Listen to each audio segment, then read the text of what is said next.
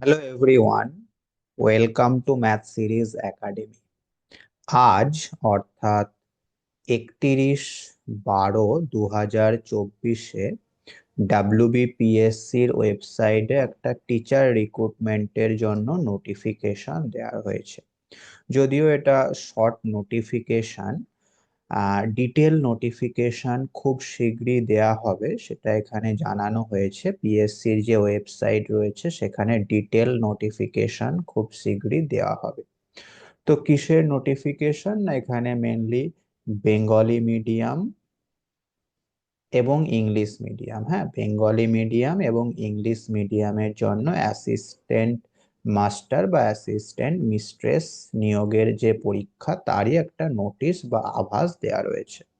আমরা আশা করতে পারি 2025-এ এই পরীক্ষাটি হবে, এর পরপরই ডিটেল নোটিফিকেশন চলে আসবে। সেখানে কত ভ্যাকেন্সি রয়েছে, কবে পরীক্ষা হবে, সেই সমস্ত ডিটেলস গুলো আমরা পরবর্তী নোটিশ থেকে পেয়ে যাব। আপাতত একটা শর্ট নোটিশ দিয়ে জানানো হয়েছে যে আমাদের এই পিএসসির মাধ্যমে যে অ্যাসিস্ট্যান্ট মাস্টার বা অ্যাসিস্ট্যান্ট মিস্ট্রেস নিয়োগ হয়ে থাকে, যেটা লাস্ট 10 বছর ধরে হয়নি, সেই পরীক্ষাটি হতে চলেছে। ঠিক আছে। তো আমাদের সাবজেক্ট যেহেতু ম্যাথামেটিক্স, দেখো বেঙ্গলি মিডিয়ামের জন্য ম্যাথামেটিক্স পোর্শনটা রয়েছে। হুম। আর ইংলিশ মিডিয়ামের জন্য কিন্তু ম্যাথামেটিক্সটা রয়েছে। ঠিক আছে। তো এই ম্যাথামেটিক্স এর সিলেবাস কি রয়েছে সেইটাই আমাদের আজকের আলোচনার বিষয়। এটা যে এই নোটিশটা যে দিয়েছে সেটা কিন্তু তোমরা বিভিন্ন জায়গা থেকে জানতে পেরেছো। আমাদের আজকের মেন আলোচনার বিষয় হচ্ছে ম্যাথামেটিক্স এর সিলেবাস কি রয়েছে। ঠিক আছে। আমি সিলেবাসটা সম্পর্কে আলোচনা করে দিচ্ছি। এই সিলেবাসের ফুল পিডিএফটা আমি আমাদের হোয়াটসঅ্যাপ গ্রুপে দিয়ে দিচ্ছি। লিংক তুমি এই ভিডিও ডেসক্রিপশন বক্সে পেয়ে যাবে। যারা এই পিডিএফটা চাইছো, এই হোয়াটসঅ্যাপ গ্রুপে জয়েন হয়ে ওখান থেকে তুমি পিডিএফটা কালেক্ট করে নিও। দেখো কি কি জিনিস রয়েছে। সবার প্রথমে বলা রয়েছে এখানে ফুল মার্কস 100 এবং এটার টাইম হচ্ছে 1 ঘন্টা 30 মিনিট। অর্থাৎ এটা আমাদের 2015-তে যে পরীক্ষা হয়েছিল সেটার কথা বলা হচ্ছে, কিন্তু হ্যাঁ, এই সিলেবাসটাও 2015-রই সিলেবাস। যদিও সিলেবাসের খুব একটা চেঞ্জ হবে না, যা ছিল তাই থাকবে। এইবার এক্সাম প্যাটার্ন হয়তো চেঞ্জ হতে পারে, বা যা ছিল তাই থাকবে, অসুবিধা কিছু নেই। হুম।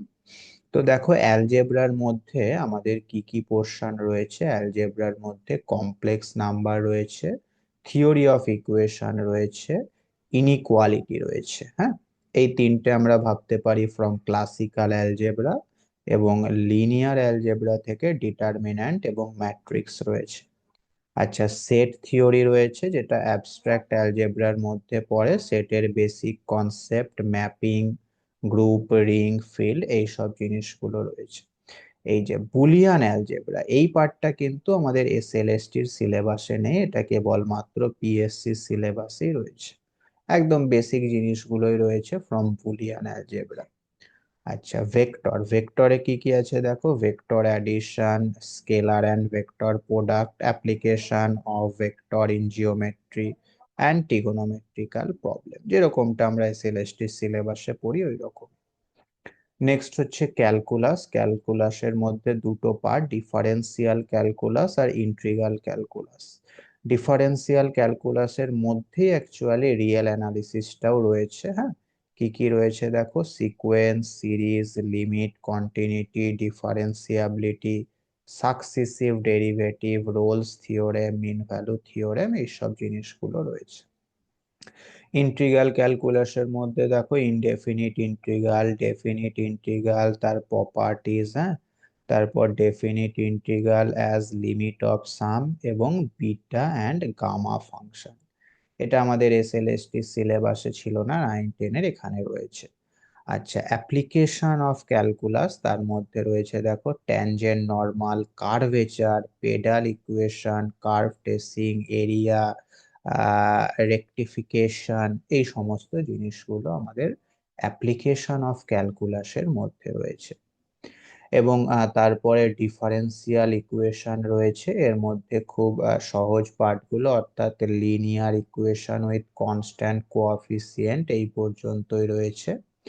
জিওমেট্রির মধ্যে দেখো ট্রান্সফরমেশন, রোটেশন রয়েছে, ক্যানোনিকাল ফর্ম রয়েছে, পেয়ার অফ স্ট্রেট লাইন আছে, সার্কেল, প্যারাবোলা, হাইপারবোলা, এদের সিম্পল প্রপার্টিজ অর্থাৎ যেগুলো আমরা ক্লাস 11-12-এ পড়ে থাকি। তারপর equation of straight line in space অর্থাৎ 3D তে কথা বলা হচ্ছে, এবং ইকুয়েশন অফ প্লেন, তার মানে 3D থেকে শুধুমাত্র স্ট্রেট লাইন এবং প্লেনটাই রয়েছে। হ্যাঁ, আচ্ছা, তারপরে নিউমেরিক্যাল অ্যানালিসিসে এরর পার্ট গুলো রয়েছে, তারপর অপারেটর এগুলো তো থাকতেই হবে, round off error, truncation error, significant figure, এই সমস্ত জিনিসগুলো রয়েছে। এবং কেবলমাত্র একটাই ইন্টারপোলেশন ফর্মুলা রয়েছে, সেটা হচ্ছে নিউটন ফরওয়ার্ড এবং নিউটন ব্যাকওয়ার্ড। এখানে কিন্তু নিউমেরিক্যাল ডিফারেন্সিয়েশন, ইন্টিগ্রেশন এই সমস্ত পার্টগুলো কিছুই নেই বলা যেতে পারে। প্রবাবিলিটি একদম বেসিক জায়গাটা রয়েছে, addition and multiplication, root of probability, conditional probability and Bayes theory, অর্থাৎ ক্লাস 11-12-এর বইয়ে, এসএনদের বইয়ে যে পোর্শনটুকু রয়েছে সেইটুকুই।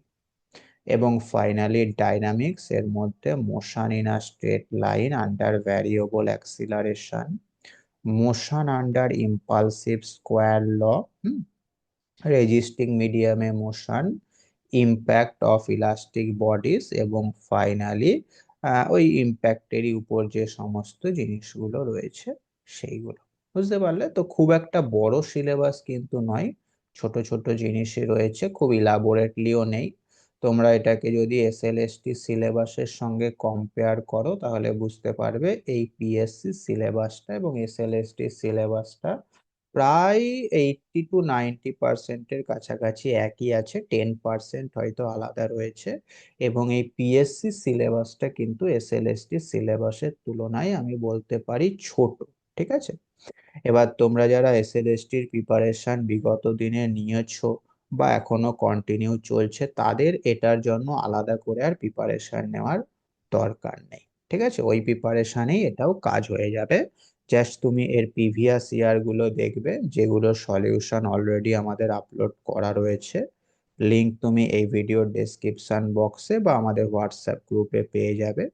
এবং বলে রাখি, আমাদের এসএলএসটির ব্যাচ কিন্তু চলছে। হ্যাঁ, দুটো ব্যাচ রানিং চলছে, একটা হচ্ছে থিওরিটিক্যাল ব্যাচ, যেখানে থিওরি শেখানো হয় তার সাথে সাথে প্রবলেম করানো হয়, এবং আরেকটা হচ্ছে শুধু এমসিকিউ প্র্যাকটিসের ব্যাচ, সেখানে কোনো থিওরি বলা হয় না, জাস্ট এমসিকিউ প্র্যাকটিস করানো হয়। হ্যাঁ, যারা এতদিন ধরে প্রিপারেশন নিচ্ছে, প্রো হয়ে গেছে তাদের জন্য।